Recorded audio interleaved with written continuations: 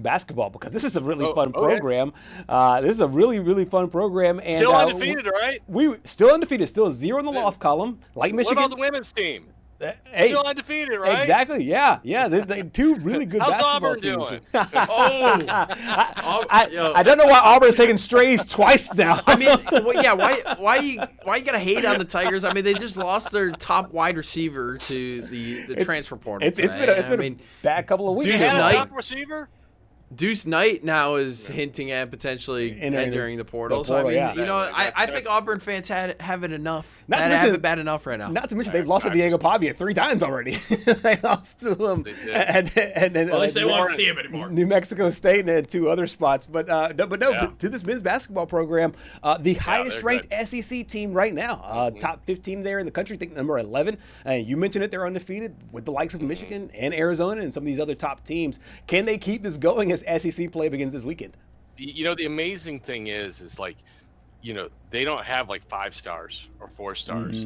They just have guys who fit what Mark Byington wants to do, and that's get up and down the floor, shoot the basketball. I don't know how many stars Tyler Tanner had coming out, but he's from right down the street here at Brentwood Academy, and he's just an electric young player who can score. I mean, he looks like they grabbed him straight out of the Y. He's like 6'1", 150 pounds, but he's got handles and he can finish. He can finish away from the hoop. He can finish at the hoop. He can throw it down. And the great thing for them is they did have a game where they didn't shoot the basketball well, and that was at Memphis, and they still won that game in overtime. And I thought that was an extremely valuable game for them to shoot the basketball poorly and still find ways to win, not let it affect the other parts of their game. So they showed they can also win a lower scoring game on the road. They've got some guts to them, which, is not something we were able to say about Vanderbilt teams, when Bryce Drew was the coach or when Jerry Stackhouse was the coach. This team showed that, when they were struggling on the road, they could dig in. They've played some good teams. I mean, they went to Wake Forest. I don't know how good Wake is this year, but they went to Wake Forest and just drilled them. Yeah. And then they had they have SMU in the ACC Challenge. That's right. And they dropped them by I think 18. So they are battle tested to a degree, maybe not to what some of the blue bloods have done to start the year, but they have been consistent with what they have done, and and it's with his guys playing his way, their confidence is sky high. They're going to lose some games. There's no question about it. And truthfully, that's usually what shows you how to get better. Right. So it's going to be really interesting to see, how much the scoring comes down as they start conference play, because we all know teams dig in a little bit more, once the conference schedule begins. Well, I think that brings up my question when you brought up the battle testedness of some of these blue blood programs. When you take a look at the Vanderbilt schedule, they haven't really played a schedule quite like Alabama has played or Kentucky has played. But in your opinion, is this team still elite even though they haven't played any of these teams, and why? I think it's fair to question it. I do. I would say I would say I wouldn't call them elite because they don't have an elite win on their schedule. Yeah. But I would call them, worthy of their ranking. All right, because where are they ranked? 11th? 11. Yes. Yeah. So they're not in the top 10. And that's despite being undefeated and despite being an SEC team. So the voters have said, we want to see a little bit more. And I think that's reasonable, but I think being 11th in the country also shows a healthy amount of respect. They're going to win some of those games when they play them, and they're going to lose some. I'll be very interested to see, what that ledger is, when the year is over, when they play the Alabamas and they play the Kentuckys, and see what the wins and losses are.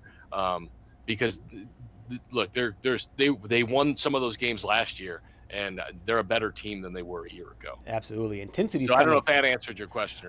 No, it does. It does. It's kind of like, hey, we like where they are right now, but it's still left to be seen if they are the upper crust of college basketball. There's meat on the bone. Yes. They're very good, but there's meat on the bone for sure. Exactly. Intensity is kind of a strong word. That's one of the words that the head coach Mark Byington used for his team. Let's listen to Coach. Well, I mean, there's a couple of things. You can watch our guys, and they like each other.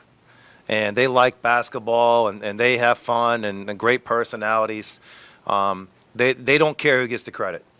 And so this is a chance to play basketball they love to do. And it's going to be a continued building process. November, December basketball is prepping you for what's later on. We know there's tremendous challenges in January, February, March. But that's what we want. And there'll be some adversity, there'll be some bumps. But at the same time, this is a fun group. Really like coaching them. They come to work every single day, and it really is. You see our unselfish brand of basketball, and it's because they play basketball the right way and they care about each other. Cory, Vanderbilt will obviously open up with South Carolina here this weekend. What sticks out to you the most about this matchup to open SEC play? Well, I mean, for Vanderbilt, I think it's all about them, and I think can you get everybody into your game of going up and down the floor? I think Vanderbilt's certainly ahead of where South Carolina is at this point as they look to kind of reload. You can see, 94 points per game.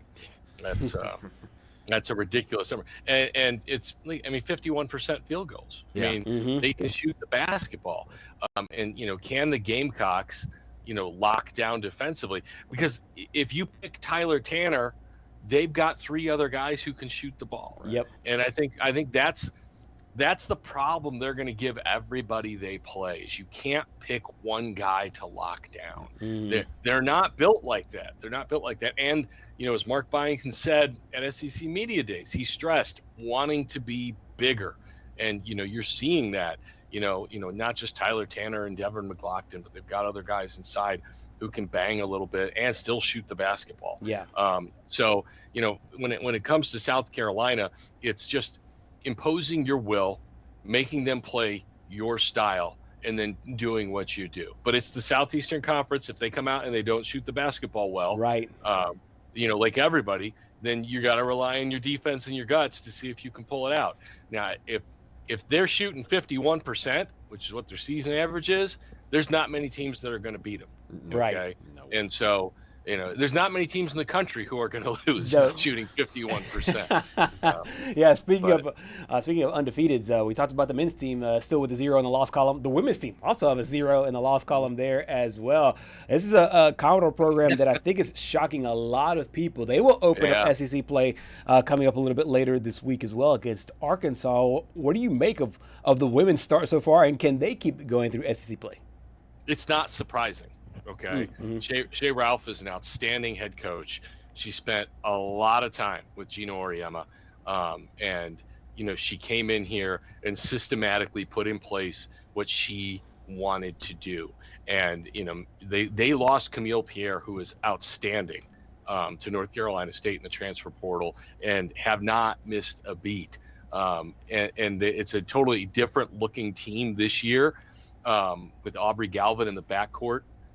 With Michaela Blakes, who, by the way, scored 55 against Auburn last year. That's 3. we need to start. We'll get a tracker on the bottom. We'll get a little counter on the bottom. Ding, ding. Cory CC stray shots at Auburn. But no, she's an outstanding coach. Michaela Blakes is probably one of the best 3 players in the entire country. Yeah. And now she doesn't have to have the ball as much. So you would think she's not going to have to work quite as hard as she did last year at times. I still think when it gets to crunch time, they're going to want the ball in her hands. But Galvin, despite being, I think she's 5'6", she's from up around Chicago. She's been close to a triple-double several times as a true freshman. She can shoot, she can pass. The biggest thing for her is keeping her from trying to be too flashy, do too much.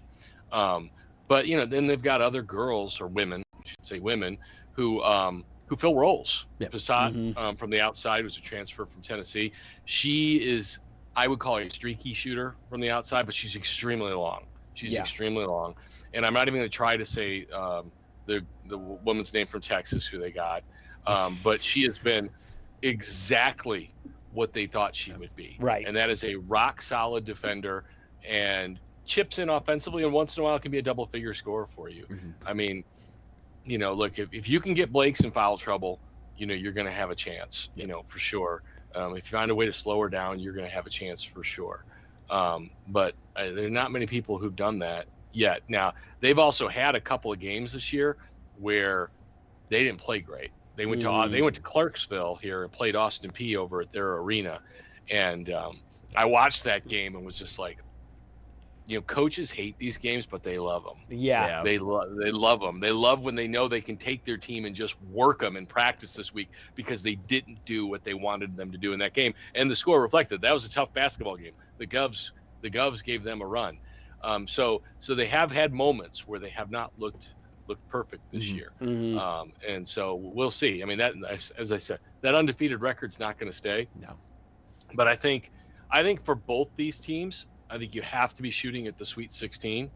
And I think the women's team can make a legitimate swing at a regional final. And so that was going to be my question. Do you think this is the year that they do make that deep run, or do you think they're still 1 or 2 years away? For the women? Yes. Well, look, Michaela's a sophomore. Yeah. And, you know, it's go time. I mean, she got to learn. She got to learn last year, and she also showed that when I joked about the Auburn performance. She had to, okay? Yes, right. They were down, and she had to take over the basketball game, and she took over the basketball game. And so she can still do that, and she can do it inside, and she can do it outside. And I mean, you guys know, when you get to that time of the year, that's when stars are born. Oh yeah. I mean, that's when the great players stand up and say, I am. And we will, because I am not going to let us lose. And so that's the next chapter for Michaela Blakes. And I think they've got good pieces around her. I mean, I understand why Camille Pierre left. She probably got a lot of money to go in NC State #1. But, you know, when you've got Michaela Blakes and then you've got Aubrey Galvin coming in, who, I mean, those are 2 ball dominant players. I don't know how many touches there were going to be left for Camille, and I think she looked at that as well. And so, you know, I understand why she would depart. I do, and I think, you know, that's kind of what the transfer portal is all about as teams take shape. But I say that at the same time, I'd love to see this team with Camille Pierre on it. Absolutely. I mean, they might be ranked like number 2 or 3 in the country. Where are they at right now? They're also around 11 or 12. Right? I think 8 or 9, somewhere in there. Yeah. Their schedule has not been brutal either. They just played some school I have literally never heard Stonehill. I'd never heard of it either. Yeah. We made up a nickname for them, like the Stonehill Stonies. Because when you pulled them out, on ESPN, there was no nickname. Wow. Hey, they did what good teams do, though. They held them to 50 points. They scored 109 there. It was a bludgeoning. It was awful. In a huge win. A couple of really interesting games for this women's team, though. Opened the SEC slate against Arkansas on the road, and then their first home game. Their first home game in the SEC. Oh yeah. First home game in the SEC, though. Ken Mulkey and the LSU Tigers will be coming into town. So a really nice start there for, I think. Those 2 head coaches are a little different. Very. Just a little different. Yeah, exactly. Corey, you're the greatest, man. Thank you so much for your time. I am, right? We've been saying that all the time, but we're reminding you once again. You guys and my daughter. I got 3 people in my corner. That's it. Absolutely. Corey, thank you so much for your time here on Southeast Sports Plus. Later.